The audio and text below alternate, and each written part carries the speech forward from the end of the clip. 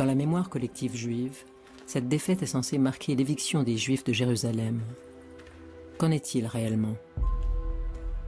Dans son livre « La guerre des Juifs », le témoignage de Joseph ne fait pourtant référence à aucun exil forcé. Alors pourquoi l'exil s'est-il imposé comme un fait historique, irrémédiablement associé à la chute de Jérusalem?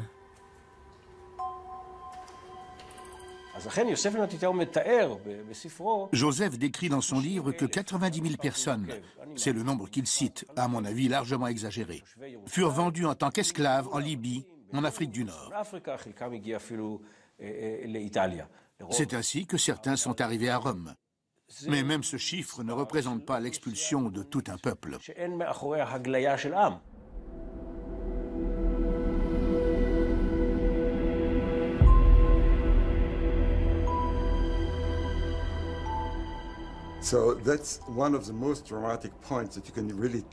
Ici, on peut saisir le moment où se produit la fin de Jérusalem.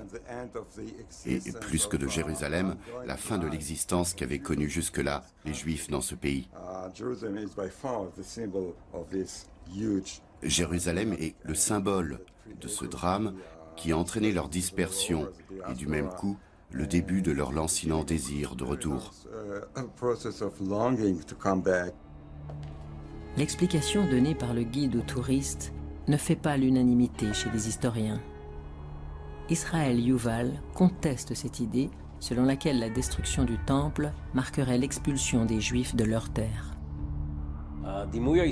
Cette représentation est celle de Juifs expulsés.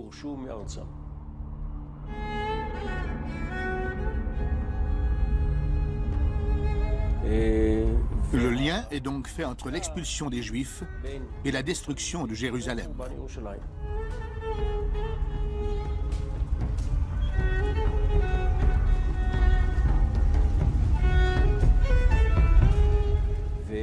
Le problème, c'est que cette description est inexacte sur le plan historique.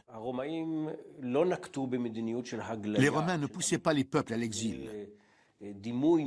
C'est une référence biblique aux précédents de Babylone et des Assyriens. Mais les Romains, eux, gardaient les peuples là où ils étaient. Tout ce qu'ils exigeaient, c'était qu'on leur obéisse. L'archéologue Zev Weiss se montre lui aussi critique envers l'idée communément acceptée qui voit dans la destruction du temple le début de l'exil. L'idée généralement acceptée est qu'à la suite de la rébellion et de la destruction du temple à Jérusalem, a commencé un long exil sans fin. C'est tout le contraire.